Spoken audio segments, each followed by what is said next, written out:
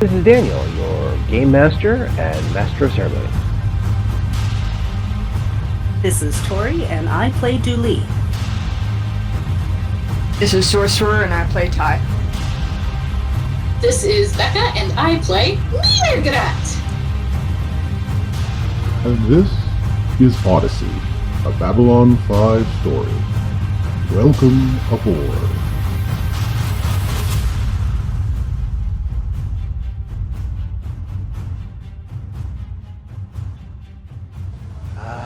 Craig, look at it. Look at it out there. Not a dry spot in the sky. And here we are in this way station of a bar, looking out upon the world and watching the rain come down. Rain. Like tin gods falling down. Like a mission, and we're halfway there. From some old dried up, fried, forgotten port of call. Greg, why don't you tell us? We have performances to arrange, and we have things to make good, but, speaking of performances, they're here, they're good. Good. You're here to listen to Padini's performance, and I have more stories to tell. Good. Now, sit, drink. I am told there is these, what are they called, Greg? Nachos. They're very excellent. You must try the nachos. So, where last we left off with our intrepid adventurers at the TauMarie Celestia. So, have I gotten to the flesh suits yet? No, okay, I haven't got that far. What about the oncoming of the bugs? No? Oh, these are not spoilers. You forget this everything. Now, where was I? Oh, yes! So, Mrr'gar'rat, the pak'ma'ra librarian, had been asleep all this time, but we'll get to them soon enough. However, the quest had continued on with Dooley and Ty. They had gone and found archaeologists who knew stuff about technomages, who they thought might be a link to the drug amber. They then found a person in the ports named Adam Gibbons with a special blue star crystal on his chest. He made an arrangement so that Ty and Dooley could talk to another person about a franchising opportunities for amber. This led them to the hands of Joey, who said, if you do a favor for us, we will do a favor for you. All they had to do was talk to Benny. You remember Benny? Yes, they had to talk to Benny to make sure they knew that he was telling the truth. Benny, however, was hung up on like a piece of meat over a hook. They left him alone in the room and said, make him talk and get rid of it. Yes. And for that, they would receive a percentage of the missing drugs that Benny was supposed to deliver. That percentage would be about, what was it? Listen, what was it? About 400 credits, yes? Ty, you know, what was it? About 400 credits. I know, it had to be 400 credits. It did offer Ty 4 million credits, so that's why she agreed to any of this. Was it 4 Not knowing million? Benny was there. You just definitely said 4 million. I wrote it down. This is like something Ty would write down if she was writing things. Yeah, wrote it down, circled it, underlined it. By the way, you do realize what you'd be getting paid the 4 million for, right? Yeah, getting information. Totally. Getting information and disposing of those who provide it. I mean, or just making sure he doesn't talk about it. Thus the wink, wink, nudge, nudge. You know, you're talking to a made man here, you know, right? Cross that bridge when we come to it. Fair enough. So I am asleep under my desk. yes, during now we can work with you as to what you've been doing, and you know, depending on how Dooley's connection is and how far the Mariners are in their game. This is a spring training game, so it's going to be a while. Don't worry about that. Fair enough. I didn't figure it was going to be like, hold on a second, we're bottom of the eighth. I'll be right back. Or if you're like a lot of my friends, okay, so my elf is preparing to shut up, and you motherfucker, that was a strike! Anyway, going back to this. No, it's a spring training game. It's not that important. But hopefully we'll be able to get that all straightened out soon enough and figure everything out. So, where we left off is an interesting cliffhanger, but since that involves Dooley and Ty, we're going to put that on the pause for a minute and let you, our listeners, suffer a little bit longer, and let our players suffer even longer than that. So let's start with Mrr'gar'rat. Mrr'gar'rat, you have been studying this interesting, bizarre chemical for a long while, trying to figure out its properties, its natures, everything else like that. The fact that it's very similar to these stone seeds from one of your outlying planets is fascinating, except it's a narcotic, even to your people. So, I think I was trying to get as much information about the stone seeds as I could. Okay. And so I had sent a request to the library for information. Okay. So while you took a quick power nap and a snack, which thank God nobody was there to watch, mostly the power nap, the snacking's fine. I'm sorry, a thing with face mandibles snoring is just funny to me. I mean, I don't know if I snore. I feel like that's something I would know about and correct. Well, that's the thing. I don't know if pak'ma'ra ever snore, or they have different undulants for that vibrate and act as a larynx for them, because they don't look like they have sinuses, and the sinuses is what determine your snoring. Yeah, with the atmosphere that they're native to, I don't think sinuses are a good idea. Exactly. But yeah, no, you don't want to hear someone with throat plates snoring. I don't know. It might be hauntingly beautiful if their singing is anything to go by. True. Or it ends up like people listening to what is that, the electromagnetic recording, the white noise, seeing if they hear voices. Yeah. I can see snoring pak'ma'ra as a form of clairvoyance. As a prognostication. Excuse me, that's the correct term, prognostication. So while you had your power nap and you think there's evidence of your compatriots who came and went while you were asleep, yes, you did get receive a message back. Now, the good news about the ship, again, we're still working with an interesting level of technology. By the way, I have to point out the fact that I mentioned that Babylon 5 is technically a retrofuturism game now on a Facebook group for Babylon 5, and caused nothing but chaos. Listen, I've come to terms with the fact that I'm extremely old. You're welcome. Making people who are worse nerds than I am really mad about a thing is one of my hobbies, so I'm glad I got to do this through you this time and not in person. Okay, then bonus points. Congrats. Another victory. Yeah. And don't worry about feeling old, considering that I believe I am older than you, and I know that Tori is older than I, so yeah. Dude, I've been like me since I was 16, so it's all good. Just embracing that crone energy from your younger days. Just say, I'm just going to run with it. Yep. I know people who've done that. Why not? So yeah, so you did, but thanks to the technology of Babylon 5, yes, the central communications port probably got a message back from the central library, because again, pak'ma'ra are technically wealthy as hell, and you as a librarian are a person of standing and stature.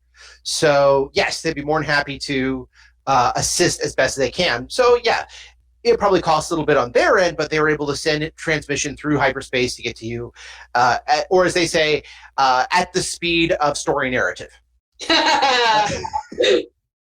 That's a librarian technical term.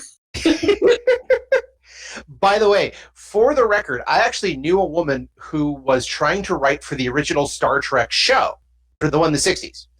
And she got what is essentially the show Bible, and she asked a simple question.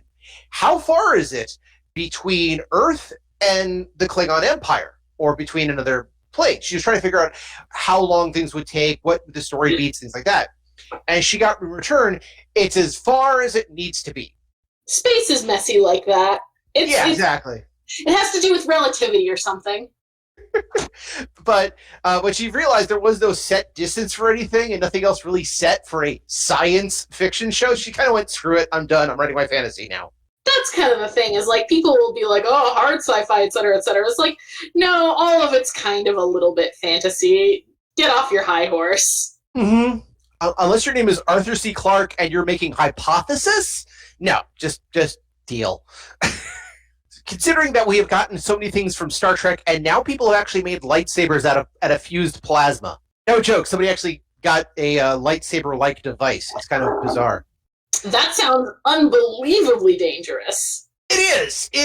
It requires a backpack full of fuel. He can't cut through steel with it, but not like swipe steel breaks. It's more like, again, with a blowtorch. But because it's a focused plasma arc, it only goes in one direction and actually will go up and go down exactly like a lightsaber should. So anyway, that was a tangent. So in the speed of story and narrative, you were able to get the information you needed for the library, and they sent you what they had about the stone seeds or rock seeds. I have to write this stuff down. But a lot of what they mention is that some of the materials that were found on this were found in certain areas that later, to use a term archaeologists have determined, were outposts for beings that were much, much older. The rock seeds, as far as they can tell, while being this one part gelatinous, one part crystalline material, there's a hypothesis. Nobody can test this, but there's a hypothesis that the rock seeds were in fact a manufactured material. They were one part, not even carbon, but again, it was partly organic, partly crystalline, partly stone-based technology that had been coerced by larger powers into was essentially the wilder hypothesis is that you drop one of these. It's very illegal. Yes, very, very illegal. But you would drop one of these in ancient times, drop one of them on a planet, and leave it be for about 1,000 years, maybe longer, and you come back to a fully functional city. Nice. It utilizes the materials local, a lot of the stone and things like that, transmutes a little, but not as in transmutes rock to water, so much as takes the quartz within the rock to make larger crystals, which become larger palisades out of the quartz rock, that sort of thing. Transmutes rock to other rock. Essentially, yes. Does not transmute rock to flesh, which is a great way to get out of a hallway trap in D&D. Yeah, so these things, but they're things that take thousands of years to basically turn the moon into a Minbari colony. Minbari colonies are known for having lots of crystal everything. Yeah. So, yeah, but this is, you're talking, there's no record of any species that has this. So, again, the hypothesis is that this is part of First One technology, Shadow Tech, Vorlon Tech. There is acknowledgement that there are, 6 other major old ones that are known out there. So who knows if it could be part of their stuff too. But that's the hypothesis, is that this is First One Tech. Okay. And yet somebody's using a variation of it to get certain people high, like really, really high. I mean, that tracks. Like, in a given society, if something exists, someone will figure out how to use it for drugs, right? I don't know if I entirely believe in that statement, but I do understand the statement. If there is a form of recording, somebody will use it for pornography. Right. Similar concept, I guess. Like, if there's a substance, like, people have paint and sniff glue and stuff. Like, if there's a substance, people are going to be like, hey, is that going to get me loopy? And if the answer is yes, they're going to keep doing it. That's how sentient beings work. Okay, technically true. I'm not going to argue that one because I can't. Nothing better than the phrase, damn, we're stupid. But, yeah, so that's a good question, though, is if this is, again, you thought it was, techno-mage tech or something else like that. This is, you also thought, if memory serves, this was also much older. This is not something that normal sentient races have access to. And that's most curious. Now, again, the paper and the information from the library does specify that all of this is highly hypothetical. One, there's no way to test any of this. There's no ways of going back in time or finding a first one and saying, hey, did you make this? All they can work with is what they have.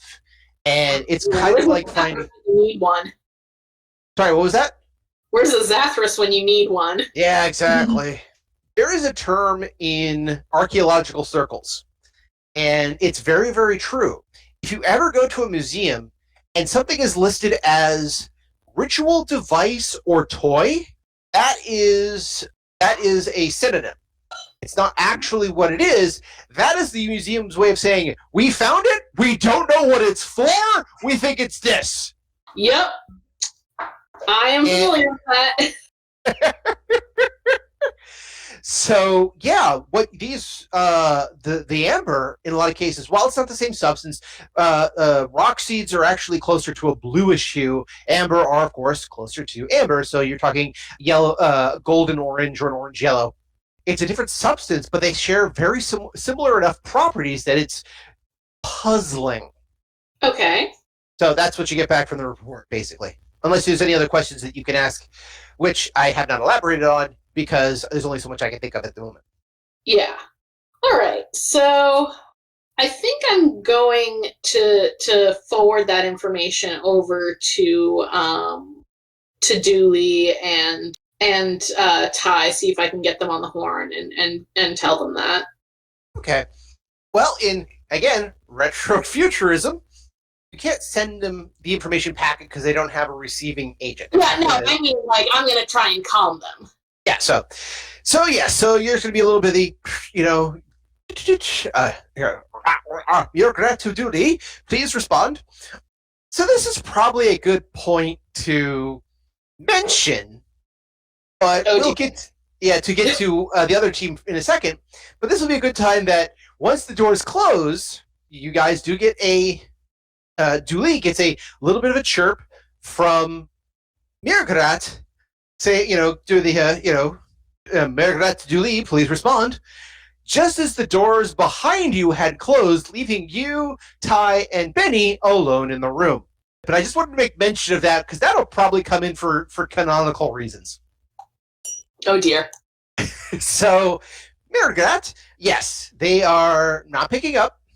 They are kind of chime a few bits, and for whatever reasons, they're not picking up. But, so, what do you do?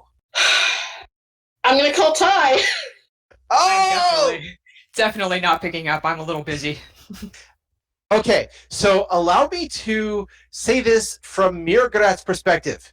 Suddenly your two friends, who are available thanks to Babylon 5 tech at a basically like text or cells, are available at a moment's notice, neither one of which are picking up. And you haven't seen them in a while. But they did come back to headquarters while I was napping under my desk. Mm-hmm. You believe. You're fairly certain, yes. Okay. You can't tell what happened while you were asleep. They didn't leave a note. But you're fairly certain that's what happened. All right. Well, if I can't get in touch with them, I think what I'm going to do is go to Steerage and seek out my friend who runs the pak'ma'ra cafeteria and see if they've got any updates for me. Okay. Because I gave them the amber sample and was like, keep your face tentacles peeled for this and let me know what you find. Keep a scent out for this, but don't touch it. Yeah. We've seen what happens. Don't touch it. Very enlightened beings should not act like idiots. Should not unintentionally act like idiots. That is true. Save the idiocy festivals for the times of the great celebration when it's appropriate. After that, stop doing that shit. So, yes, you head down to Steerage and go talk to the old the broodmates, as it were, people who are part of the cafeteria. Now there is a new maitre d', as it were, of the cafeteria. The one who took the substance has been basically referred to as maitre d' of spirit at the moment. Ah, he's taking a little R&R. Something like that. He's considered a place of reverence because, again, through his unknowing, he showcased that this was a danger to the pak'ma'ra and something to be to be avoided, but also how best to handle it. So through his sacrifice, he has gained honor for the people and has helped the people, so they want to remember him as well. So yes, his name, how unspeakable as it may be, because I do not have that kind of larynx, is now kind of lovingly painted on the very top of the cafeteria. It's not the Mrr'gar'rat memorial cafeteria, but it is closer to Mrr'gar'rat space. As you know, Sure. Yeah. hey, welcome to Mrr'gar'rat. Yeah, can we take your order? That sort of thing. Yes. This is not something that is, as far as you can tell, been sanctioned by anybody on the ship, so much as they've just kind of, so like I said, started painting the name above the door and waited for somebody to complain about it. Which no one's going to, because it would require someone to go to a pak'ma'ra cafeteria. Mm-hmm. Go to a pak'ma'ra cafeteria, inform somebody who cares that Sturge is doing what is essentially graffiti, and then bring it up to the people doing it. And for most people involved, who are not pak'ma'ra, who have nothing to do with the pak'ma'ra, and unless the pak'ma'ra complain, aren't going to just even go there, so who cares? Yeah, no, like, that's a lot of time to spend in and around a pak'ma'ra cafeteria if you're a non-pak'ma'ra. Mm-hmm. Like, I feel like that's probably, like, the general, like, the pak'ma'ra are used to kind of having, like, their own extraterritoriality just based on the fact that no one really wants to be around them. Exactly. Nobody except a few other small species, many of which do not have the sense of smell or, you know, don't seem to care about the general decorum, which pak'ma'ra find, you know, elatory and fascinating. Everybody else feels are shambles. I mean, we have a very distinct decorating sense, yes. Mm-hmm. Okay, it's kind of like going to Liberace's house. Everything's gold, everything is bright and fabulous, and it's good in small portions, but that much becomes a massive eyesore, and you just don't want to deal with it after a while. Similar sort of thing with pak'ma'ra and other races. The pak'ma'ra see everything as lovely and ostentatious and a very exacting style. Everyone says, "Oh God, why did they do that?" To each their own. A difference of opinion. Let's just say difference of opinion. So when you head down to the Memorial Cafe, the new maitre d' greets you, bows. He refers to you as Librarian. How can we be of service? Hello, yes. I left a sample of the substance I am tracking with your predecessor, and I was hoping to see if you had any new leads as to its distribution and source. He nods a bit. He says, "We do not know of the distribution. However, we believe there is more than one on board. We know that there is one group interested in it. We know that there is another group that may be also interested or producing it. We do not know specifically. We can point you in the right direction." And they are, and he kind of says, "I have to warn you, they're in human-controlled parts of the station, and you know how they can be." I'm gonna do like the pak'ma'ra equivalent of a wink, and then pull out one of my air fresheners and just, put it on my chain. You're going to look like a Mr. T of air fresheners after a while. Yep. But the other thing is, you know how humans are. Those humans are. They're loud. They're gruff. They have that strange smell. They think everything is how loud they can speak. How crazy is that? That sort of thing. It's an acquired taste, but I am fond of interspecies communication. I bow to your wisdom, great librarian, in these cases. But we have discovered one other detail that we have been able to describe from this. Please share. We discovered that there was one of us who, sadly, kind of looks around, tries to come up with the best euphemism possible, has unfortunately tasted of the forbidden and is no longer in recognition. He tried out the amber and is now completely out of his head. He mentioned This He is mentioned- really disturbing. That is now out of his head? Yes. Mm-hmm. He mentioned that it was a similar taste that he had experienced years ago, but that scent, smell, and taste had not been within his range since 2059. Does that line up with the dates for the expedition that was dealing with the rock crystal city? The things about the rock crystal city, from your records, they've known about the rocks, the seed rocks, for 10, 20 years. Okay. They just didn't know what they were. Yeah. But the guy says that this other pak'ma'ra has whatever was responsible for this has left us. Now, he said this in a bit of a drug-induced trance, but he says whoever was responsible for creating this, they have a certain smell. That smell has left the universe several years ago.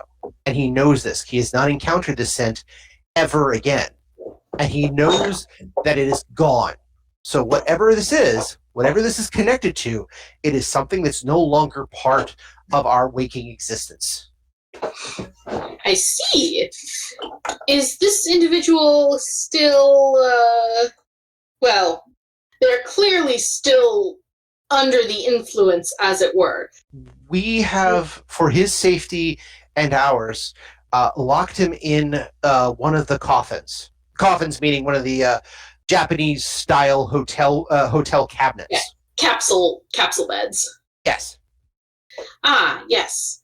It is unfortunate that one of our brethren has been compromised in this way. Please, allow me to take custody of this individual. They will be well cared for and should help further my research. When you say the phrase, please let me take custody of this individual, it is so rare that a pak'ma'ra's eyes bug out. Got insanely wide and stared at you for a second. And they says, are you sure this is wise, Librarian? I will bow to your wish in these ways, but are you sure this is wise? No, but I believe it is necessary. I understand. I will make mention to the rest of those who come here not to bother the individual, which I need a name for said individual. I forgot to write it down. Quick, grab one. Who is known as TauMarie. TauMarie he writes down the birth number of the coffin and where to find him. Where to find them, excuse me. And here is the passcode to open the capsule. It will not open without it. Ah, yes. I appreciate your assistance. I will be awaiting assistance to transport this individual back to my laboratory, and it may be some time before I am able to connect with my compatriots in order to do so. But I shall let you know as soon as the berth has been vacated. Understood. Please note, we respect you in all ways, but we have seen what this person is like, and he kind of stops, looks around. We are all terrified and probably cannot stand to go close to him. So we want to help as best we can, but we are afraid that we will not be of any use to you in your quest. This is understandable. Please, if any additional information comes your way, and I'm going to give them a little card with my birth information and everything, make sure it finds me. But otherwise, I shall trust that you are merely keeping an eye open. Of course. We will continue to watch, observe, and taste. Your assistance is greatly appreciated. They bow and thank you very much, and kind of go back to what they were doing. So, Mrr'gar'rat, where do you go from here? I think where I go from here is Dooley and I are sharing Dooley's berth as our living quarters. And then we've turned my berth into our team headquarters. Your bat cave. Yes. So how many is this a single room, or is there a bedroom and a living room? Well, for your quarters is closer to, well, it's still in the steerage area, even though you're a highly respected librarian. No, I've got second class quarters. Oh, that's right, second class. My apologies. Yeah, so that's closer to, it's kind of a suite. So yes, there's a bedroom. Technically, it's kind of more of the bed section is cornered off with sliding doors, but it's not much larger than the bed itself. There is a smaller area with a couch, an eating table, a very, very small kitchen or kitchen-like thing, large enough to make a pot of coffee or, something, or make a piece of toast. All right. Is there something akin to a hardware store on the ship? Okay, not like a hardware store. I mean, this is, after all, a cruise ship. But what are you looking to find? I want to, in our bat cave, I want to basically secure the bed area so that we have a place to put this extremely disturbed individual where they won't ruin my lab equipment. Okay. And so I kind of want to make like a padded cell for them. Okay. Do you ask the information desk about this? I ask for the equivalent of a Bed Bath and Beyond. Okay. When you go to the information, this being Babtech, you can go to the computer and ask questions. This is always a terminal. Yeah. And so you're looking. It'll ask you again to please be specific. What exactly are you looking for? Because it would depend on where you might be able to find it on the ship. Yeah, I mean, I'm willing to go a little out of my way because I need to wait until Dooley and Ty are back in contact. Mm-hmm. So I'm gonna ask for. I don't care where I have to go on the ship. I just want to find out. I just want to find out where the store is that best suits my needs. Again, that's what it's asking for. What is it? What are the needs that you're trying to suit? Oh, I want housewares and some sort of home improvement stuff. So I want a Bed Bath and Beyond. Okay, so for basic things, when you said housewares, it points you to various gift shops where there are mugs, plates. Everything is trying to. Again, this is like a cruise. They want you to go to the various cafeterias or restaurants as much as possible. I mean, they don't want me specifically, I assume. But they don't want. So as you actually give me a quick research roll. Research. Give me a moment. Mm-hmm. No problem. Do you want investigation? Yes. Yes, that'll do. Investigation. Okay. Sorry, research is another game entirely. I keep forgetting what's what. All right. Okay. You have a 20. Not bad. So after doing some investigations with the computer, doing a little research, looking for a padded cell, not so easy to find.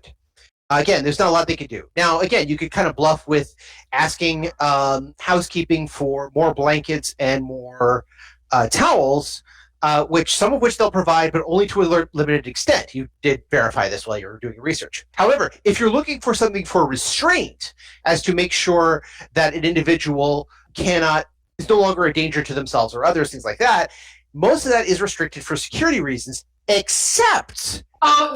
this episode is going to be Mrr'gar'rat goes to a sex shop, isn't it? Well, I'm not going to say goes to, but essentially, yes, there is a place where you can find full restraints that, yes, it's exactly what you think it is. Yep. All right, let's go. Let's roll. So I'm gonna go there, and I'm also gonna get like a bunch of extra duvets to like hang on the walls or whatever. Okay, for protection, you mean? I said like the fluffy things, right? Yeah. Yeah. So, which is, by the way, if in the cinematic fashion, would be like, Mrr'gar'rat goes, I think I know where to go for this sort of thing. Here is the restraint place that was discussed. You walk into the store. The camera pans up to show exactly what kind of store it is, what it's called, and how subtly obvious exactly what kind of store it is. The place called like the Upper Stacks, where the letter it ends in an X, followed by another X, followed by another X. And when you get back, it's the I have received what I need, and you put down the duvet covers and the leather restraining things and the fuzzy handcuffs. And you just look up, this should restrain the person for what I need. If you had anybody near you, this would be the point where anyone would turn and look at you and wonder, and then realize, okay, probably not that. Let's move on. I mean, this is going to be one of those things where it's like, someone's going to be like trying to talk me up into some other like random gear, and I'm just like, no, these restraints will be adequate for my purposes. Yes. Oh, and I can see please tell me, this locked cage device, why is it so small? Is this for tendrils? And again, yes, keeping with the trying to keep it relatively PG-13, relatively, yes, it's here are the euphemisms, here's the things like this. And yes, when you get back, if your team finds your bat cave, it's going to be, why exactly do you have 13 studded dog collars connected by chains to several other restraint appendages and a pole to put them through? Yeah, they're going to have a couple of questions, but you're like, the friend of the person at the store was most helpful in this. I feel like Ty knows better than to ask questions about this by now. She's been around. there is her questions will only beget answers, and those are not always preferable. She's been around. Ty has the great nope down to a science. By the way, I am reminded, of course, of Crusade with the pak'ma'ra. Is that physically, biologically? Stop. Pause. Wonderful thing, technology. So yes, you do come back. Probably you spend about 200 credits worth of material, which for you isn't that bad. You're a librarian. You're fairly well off. Yeah. But yeah, so you come back with all these restraints, all these, and not just here are chains, here's the spreader poles or anything else like that. And you got the duvets for putting on the walls, but you also have things like self-sealing install hooks, which in your mind is a great way to keep the chain on the wall. It's technically true that's what it's for, but the way you're using it has gone from slightly erotic device to medieval torture chamber. Listen, sometimes you gotta do off-label usage. Absolutely. Particularly when you're dealing with somebody that has already been told to you by others is a danger. The idea here is that we want to keep this individual from being a danger to themselves and others, while also being, like, reasonably humane. I like the word reasonably in there. I mean, we're on a cruise ship, like, our options are limited. Exactly. So after getting things set up, yeah, it's taking a little bit of time, but don't worry, when we deal with the other group, it will have hopefully equal time. But so you get things set up, you have a nice corner of the bedroom. Well, you're not using it yourself. You've got the other place to actually snooze. Yeah, this is like, you know, we've got the this is our research lab. Mm-hmm, exactly.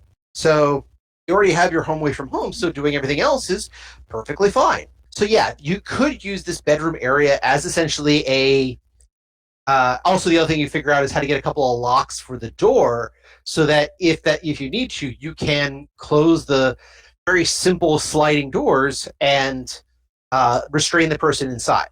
Yes, that is what I want as well. I want to be able to keep the doors locked if need be. Okay, you get all that set up. I'm assuming from that point on, you're actually going to go find TauMarie. No, I am going to find Dooley and Ty because I am not enough of a fool to try and get this, like, drug-crazed pak'ma'ra who's constantly having acid flashbacks back to our home base on my own. I am not that kind of pak'ma'ra. Okay, fair enough. Okay. Like, there's dumb and then there's stupid. All right, so if that's the case, when last we left you and Ty, now is y'all's time of the game to shine. You guys were told you'll have a large sum of money deposited in your accounts or given to you in exchange for letting letting the person who hired you know where Benny took his shipment, where it exactly is, what happened to it, and then if you could, say, deal with Benny yourself, he would be appreciative, wink, wink, nudge, nudge, and left you, Benny and Ty, in the room, doors closed, and with Benny hanging from the ceiling like a piece of meat. Yeah. I'm kind of looking at Ty like, what do we do with this? I am very happy with this situation. That's okay. I don't see how that is a direct answer to the other question, other than what do we do here? Nothing. I'm good. Yeah. Dooley's taking in looking the all sights. confused, and Ty's smiling. Yes. So now becomes good questions as Benny immediately looks at everybody and is kind of wide-eyed, panicked, and immediately, once the door is closed, starts in with the okay, guys, you're here to help, right? I mean, you're my friends. We've worked together before, and we've did the good things before. That's all good, right? Are we good? Is all good? What's going on? Yeah, remember when you pointed a gun at me and then called the cops on me 20 minutes later? We're not friends. We're not good. You can see the eyes go wide, and immediately I can't do justice to the sniffling and the fast talk that he is trying, but he also does. When you do the whole "we're not friends," his eyes just go straight to Dooley, going, but well, you won't let this one do anything bad. I mean, what are you planning to do? I mean, I know we don't know each other that well, but I mean, and I know you're an Narn of some renown, right? Again, blubbering. Yeah, I don't see how I can control her, really. So, Ty, what are we going to do? Well, Benny's going to tell us where this shipment is. And I then don't we're know supposed where the shipment is. It got stolen. When you were attacking me, the something happened to the bin, and it's gone. I don't know what's going on, and they won't. They think I'm hiding it someplace, but I can't. I mean, I literally can't. And you were the person I was hiding it with initially, and while I was doing the other deal, and that's all I know. That's all I can possibly know. Ty, can I talk to you in the corner over there? Sure. Can we have a sidebar? Sure. Yeah. So we go to the corner, and in as quiet a voice as possible, I will say, he's technically right. While you were having that fight, somebody did come by and pick up the briefcase, and I followed them. Oh, yes? Yeah. And? I know it. Well, I know where it went. I don't know who it belongs to, because I don't know who is in that room. I actually went in and tried to buy drugs, and I'd never seen the person before, so he's technically telling the truth. I don't know what you want to do with that. Well, you know which door it was, right? You can find it again? Yes. So we pretend that Benny told us where it was. We tell that guy that Benny told us where it was. He goes to the door to deal with whatever. Not my problem. And I don't know what to do with Benny. I know what to do with Benny. Oh, you do? Oh dear. What are you going to do with Benny? Well, Ben here is clearly in some trouble. I don't particularly feel like murdering him and hiding his corpse, do you? No, it's not really my style. Yeah, I didn't think so. I just can't be bothered. I figure... Murder is such droll banality. To be clear, Ty has never murdered anyone in her life. She's 100% bullshitting here. I say we turn Benny loose in the docking bay and let him fend for himself. Maybe he gets his ship out of here. Maybe all of these enemies he has, other than me, deal with him themselves. Either way, not my problem. And it gets him out of our hair. I suppose you could, scare him into not talking. Well, I pull one of the pieces of amber out of my pocket. Is this, that I have left out of my pocket? Do you know if this works on humans? Yes, it does. I see. Well, why don't we just feed him this? Actually, I think that whole cube might kill him. It's like 4 or 5 doses on a human, from what I understand. 6. 6. One Give for him each 2. side. Enough he won't remember anything, but not so much he dies, probably. Not that I would be sad if he did, but Yeah. Alrighty. Sounds like a plan to me. All right. Okay, so just so I understand the plan. Drug Benny, put him in the You're gonna- docking bay, let him fend for himself. How are you going to get him to the docking bay? Well, he's beat up and high, so I figure Ty probably figures they'll just escort him physically, walk him over there. Okay, so you're going to use some of the amber Yes. to get him high. Yes. You're going to then open the doors to respond to your current employer that you know where Benny's stash ended up, Mm-hmm. and then basically see what happens at that point, right? It's a plan. It's a plan. It's a plan. Okay. So you turn around and there's Benny looking expectant, worried, and oh dear God, you're going to get me out of this, right? Basically, if anyone here has ever sat through Miller's Crossing, has anyone seen the movie? No. Okay, it's a Coen's Brothers movies about 1920s gangsters. I do recommend it. It's a lot of fun. But if you ever want to see John Turturro begging for his life, it's basically what Benny looks like now. Dooley looks over at Ty and says, well, this is, it's up to you. All right. Well, nobody else has any better ideas. That's what we're going to do. Okay. So, I do that. I don't know how the cubes work. I assume you part of it off, or... No, it's a cube. Go ahead. Do you want to describe it, Dooley? Well, I mean, there are multiple ways, but the most common way is to basically cut off a piece and grind it up and either ingest it or snort it. All right, then. You got a knife? Of course. Can I borrow it? Yeah. So I, clumsily go about grinding up this drug. okay, here is the fun thing. Do either of you have knowledge pharmacology? Nope. Does any one of you have knowledge medicine? Nope. Maybe. Know a lot about customs laws. Haven't actually opened my character sheet yet because I literally just got home. That's okay. We've had a busy day. No, I do not have knowledge medicine. Okay. No. This is where it gets fun. Who wants to administer the dose? I mean, it's Ty's idea. I figure she would do it just, since it was her idea. Okay.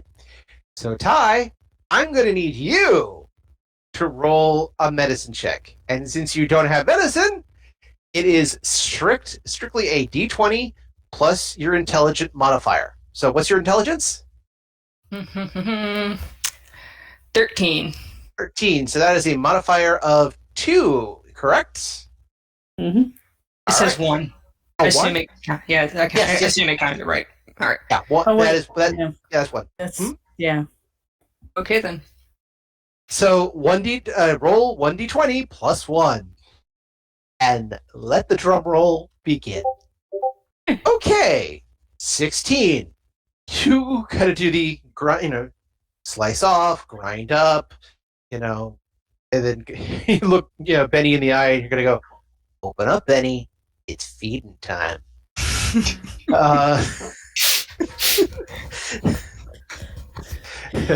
Yeah, Dooley just shakes her head. This is just weird. Actually, I believe the phrase is. Go ahead. I was going to say, this is one of those moments where, you look back and you say, now, if you told me a year ago. So, in other words, this is you in the middle of a 1970s film noir. If you told me that a year ago that I'd be standing here shoving drugs down the throat of a bad criminal, I would have told you were crazy. And yet, yeah. So the 16, you kind of go, open up, Benny. Benny, doesn't want to do it. He's not sure. You clamp his nose down, and eventually he opens his mouth, and you just kind of sprinkle it in. And so, Giving drugs to a cat, just shove it in there and hold his mouth shut. again, Oh, man. Yeah, it's one of those things that if this happened in a D&D game, the phrase, I need you all to check your alignment right now, do an alignment check, would probably come up. Yeah. But with a 16, he gets kind of like, a little woozy and a little, takes a little while for the stuff to kick in. But once it does, his eyes get very dilated very quickly. And then he gets kind of euphoric, kind of sick, actually does vomit a little bit, and he's still constrained. He's still held up to the ceiling by his hands. While he's doing that, he just kind of gets loopy and looks around, eventually he starts muttering things like, "The book. You were supposed to have the book. Where's the book? That was the deal, right? That was the deal. Things wanted the book. So, yeah. Am I home yet? I kind of want to be home, but I'm not home. Am I?" He starts kind of muttering to himself that sort of stuff. Yeah, so I'll look confused at the book and kind of glance over at Ty, but when he starts muttering about home, I'll be like, "Soon, Benny. We'll get you there soon." Really? Where's home? Where is home? He gets kind of maudlin for a second. It's that kind of interesting maudlin that he smiles at, that only happens when someone is really, really high and really, really depressed at the same time. It's like, home is nowhere, and like everywhere, and I mean, yeah, I suppose it could still be Earth, but I haven't been Earthbound in so long, and he just starts muttering to himself, back and forth, and he is just blissed out but terrified, which means he's having a very strange trip. Yeah. Tell me about the book, Benny. Where did you get that book? Antiquities dealer.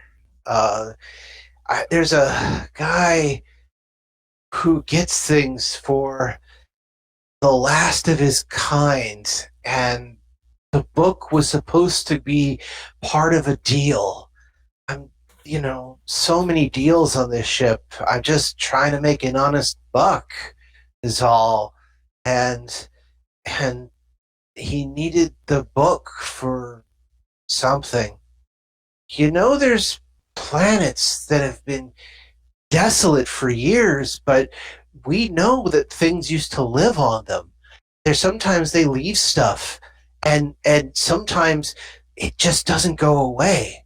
And I know there's like groups of people, and they go and they find the stuff, and they just don't know what they have. And I used to sell that. I'm a good dealer. I used to know it. And he is getting maudlin. I mean, Wow. like about to break down into tears. Stand there and watch. He's basically breaking down kind of how much of a good antiquities dealer he was before he got caught in something or other that he kind of mutters about, and then now he's got to be running 2-bit schemes for scummy people and great elder things, and now he's got to deal with all that nonsense, and can't he find a good girl to settle down with? I mean, is it so hard to get a small, place on a planet that's nice, has a job, has a family? That'd be nice, right? But, and again, the maudlinness out of this guy just spews. Julie looks at Ty and Unbelievably depressing thing I've ever seen. Very interesting people. You really don't want to know about this guy. No, I don't. So what do we do now? Shut up, Benny. Oh, that's what my ex used to say. And he immediately just starts weeping. Oh, this is better than the talking. I go to the door and open it up. It's like, when you open the door, there's again the wall of man. Guy just built like a linebacker. Hey, so you got a nice talk with Benny? You got me my info? We sure did. Ah, good on you. He looks in the door. Hey, he's crying. Not bad. Still breathing though. That's a problem. We'll take care of it, like I said. Really? So, what do you need to take care of it? I need a ticket on the next ship out of here. I don't care where it goes. And that's really it. He looks over and says, "Ship, the next ship out of here. We're in hyperspace. This is a ship. We're going to a colony planet. Remember? Mm-hmm. So you're I gonna just try need the to ticket. He looks at you like you're crazy. What are you talking a ticket for? He looks at you. He's like, I thought that you were needing something else to, finish the job and all. Said I would take care of this. You really want me to explain it to you? If he looks over a second, yeah, you don't have to explain it to me. But if I think for a second you're going to double cross me, you and I are going to have some words. And that goes for your friend over there, pointing right at Dooley. I just roll my eyes at him. He snaps his fingers. Hey, focus up here. And he snaps his fingers. Two other wall of men kind of, get up from their positions, kind of go, do that whole, yes, boss, how can I help you, boss? Hey, focus. All right. My friends here will explain what Benny told us. I point at Dewey. So the shipment was picked up by someone when he was in a restaurant, and he told us where it was taken, and we can take you there. Oh, so he does know where it went to. We thought as much. Okay, no problem. You know what? Why don't you take us there right now? He looks over at one of the guys. Hey, Gahi! He just kind of makes, throws his thumb towards the door where Benny is. He kind of nods, goes into the door with Benny. Door closes behind him, and he whistles for another couple of guys, and all of them look like they mean business. Most of them are humans. One looks like a Drazi, you think. There's a couple of variants that are could be Drazi, could not be. But either all of them look like they, are there for, let's just say they all look ready to rumble. What do you do? All right. I guess we show them where things are. Okay. I let Dooley lead because I don't know where we're going, even though I'm desperately acting like I know where we're going. As you go through the steerage section, dodging people, it's kind of packed, and again, not the best place to be. But the fairly well-dressed mountains of beings kind of grab enough attention that they part crowds like Moses parting the Red Sea, and people just get out of your way very quickly. Those who don't know what's going on are immediately dragged away by people who do. It's one of those situations. Eventually, you make your way back to the door that is fairly close to the propulsion area, to the engine area, which is where you saw last time. What do you do? I point at it. Yeah, lead them to the door. This is where it went. That is where it went? All right. He knows. Let's go ahead, Ty. It's all Benny knows. All right. So, he didn't know what they did with it. So, he didn't know what they did with it. He just knows it went in the store. All right. So, you guys stay right there. And it's very obvious from the muscle behind you, you're going to stay right there. I just shrug. Okay. He goes over, hits the door chime. After a moment, another being emerges. Yes, how can we help you? Oh, hey, Frank. A couple of bins here who are saying there was a shipment dropped off over here. Yeah. A couple showed it up. Couple of our... he looks over. A couple of the associates dropped it off. Really? They took it off of Benny, who was supposed to drop it off either. Yeah, Benny was trying to undercut us. Had a couple other side deals going on, we found out. He looks over. Oh, he points at Dooley. Oh, Druggy over here. You got a decent customer. Yeah, the Ancient One said that he got what he needed from that, though he is missing a few details. So he's had the associates looking for a few things. The big guy goes, all right, I get you. Thanks, Frank. Hey, Joey, be kind to your mom, all right? Oh, all the time, no problem. Hey, Door closes. Looks over at both of you. Says, so, and he was told you that it was coming here, did he? What he said. Yeah. And yet, Benny wasn't the person who dropped it off. It was other people that we were familiar with. So how did Benny know? Sounds like your problem. I have no idea. Sounds like somebody ain't telling everything. I just stare at him. Yeah, Dilly just kind of shrugs her shoulder. There's nothing to tell. I can't tell you what I don't know. Okay, so I'm going to need Sorcerer and Dooley to make... Let me get the exact... Yeah, I'll need a will save from you guys. Jesus. All right. And Dooley. So, for those playing at home... Oh, I rolled a 21. Roll the 21. Yikes. Yeah, so Ty rolled a 9, and Dooley rolled a 21 against a 33. Oh, dear. So the thug, who is doing more than just the simple cracking of knuckles of, I don't think you guys have been telling us the whole truth, have you? Ty, you can act tough all you want, but this is a guy who now scares you. He is a person who's basically said, yeah, we know where you are. We know where your family is. Would you like to taste your child's eyeballs before we force you to swallow them, or do you just want them pureed? Dooley, on the other hand, this is nuts. Well, I mean, from Dooley's point of view, she's like, how I was just walking down the corridor.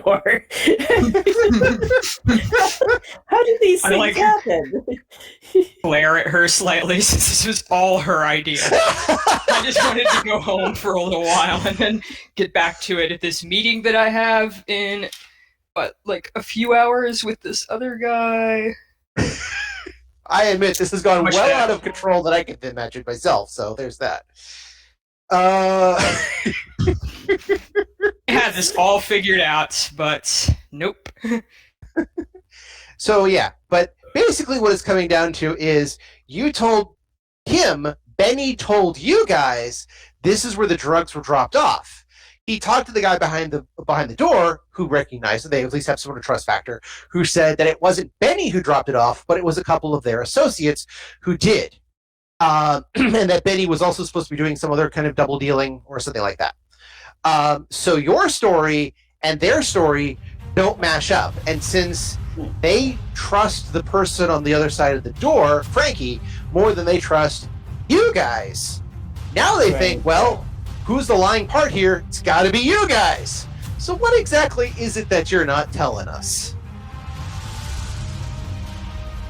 So what happens now on the quest for Amber?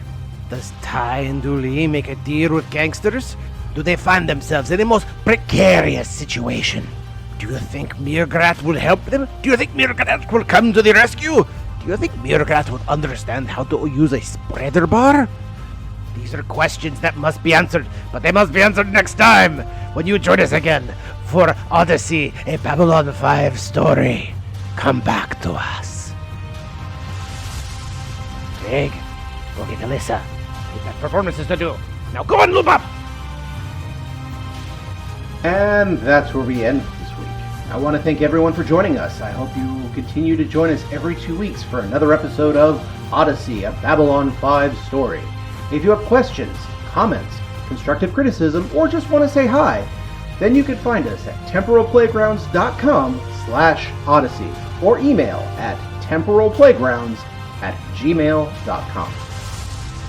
Babylon 5 was created by J. Michael Straczynski and is owned by Warner Brothers Domestic Television.